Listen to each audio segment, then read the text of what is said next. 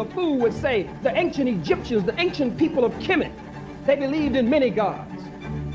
They believed in Ptah, Amen, Amen-Ra, Aten, Nut, Mayat.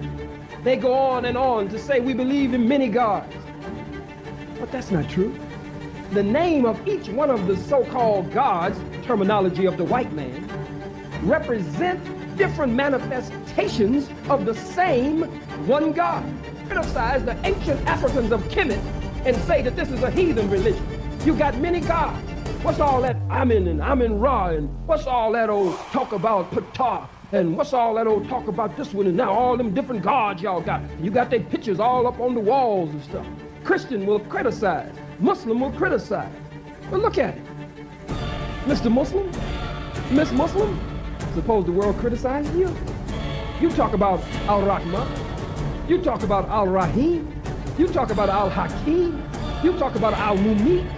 You talk about Al-Alim. You talk about 99 different attributes. And one who is unwise would believe that you have 99 different gods. But it's really 99 different expressions and manifestations of the same one God.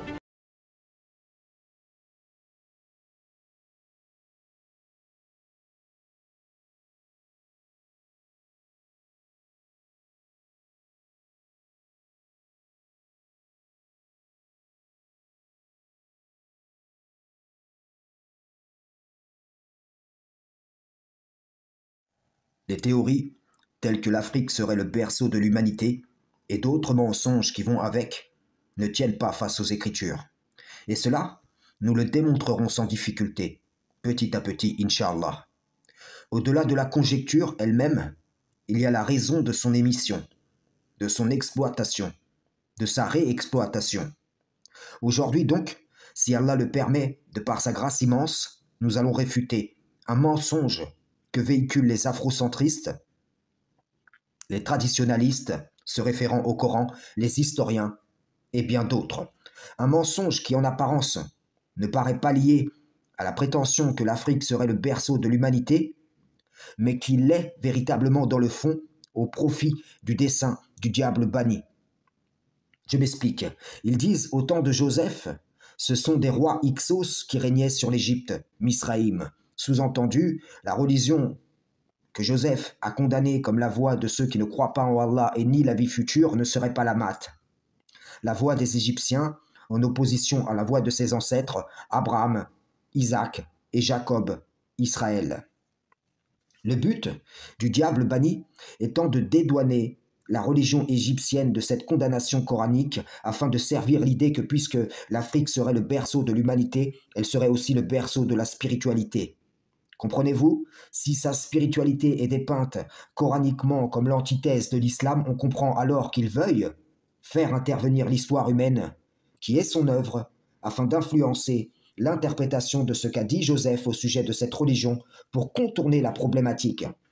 Seulement, il n'y a pas que Joseph qui dit aux Égyptiens « À vous votre religion héritée de vos ancêtres, et à moi la religion d'Allah qui m'a béni, moi et mes ancêtres, ainsi que tous ceux qui veulent croire avec nous. » Mais au temps de Moïse, un membre de la famille de Pharaon va faire un témoignage.